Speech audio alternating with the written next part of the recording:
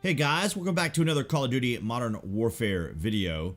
Today we're going to be talking about the 1.09 post-patch chatter among community members and a few points of interest from my side as a new player to Call of Duty.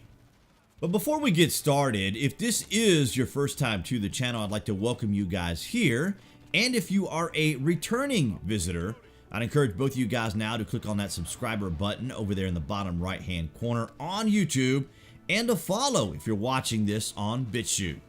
The 1.09 patch notes came out on Friday, November the 22nd, with what the community thought would be the more robust update. At least that was the impression we got from the development team, as they had touted the big changes were on their way and we could anticipate a hearty 2-page list of updates.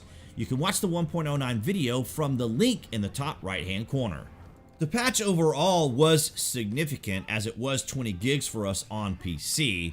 We had an idea that tanks and APCs would get some sort of nerfing, and it was relegated, according to the notes, to turret changes. And from what we can tell so far, it looks like it was less splash damage, but the tanks can still one-shot you on a direct hit. Call of Duty players, of course, are more accustomed to playing nearly exclusively as infantry. Introducing vehicles like tanks can present its own set of challenges. I'll be watching the community's feedback on this latest change and see what, if any, additional changes they'll be suggesting to the development team.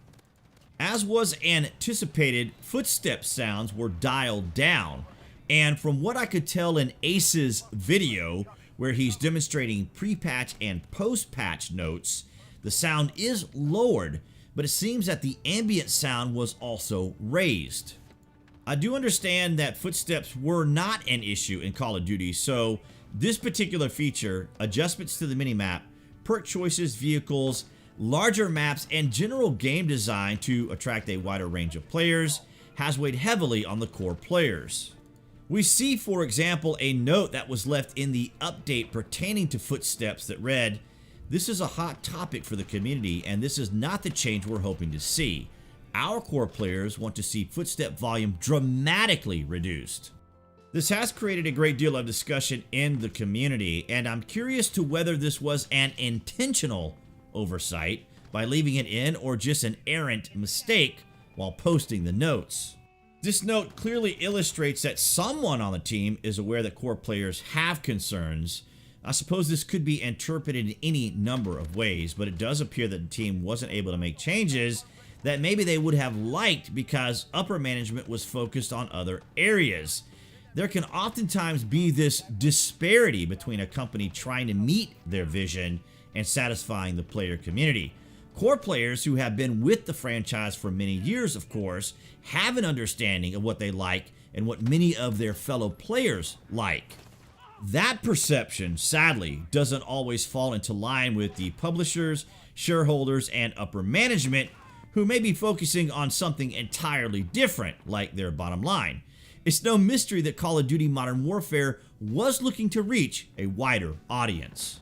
I get the impression, as with any competitive market, that the publishers like Activision were looking at the successes and failures of other game makers. They saw what happened with Battlefield 5 when it went woke, and the astonishing comment made by Patrick Sunderland, Chief Design Officer, when he said, "If you don't like the game, don't buy it."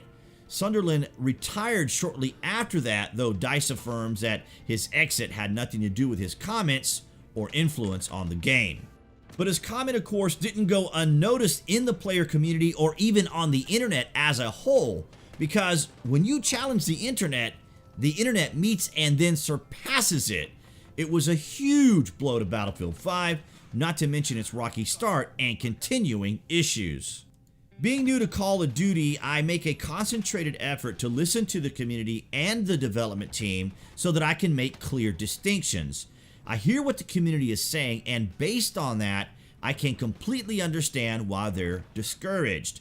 They know what's worked in the past, and with any game, you can't help but wonder why development teams can't simply take what's worked in the past and apply it to future titles while expanding into newer mechanics.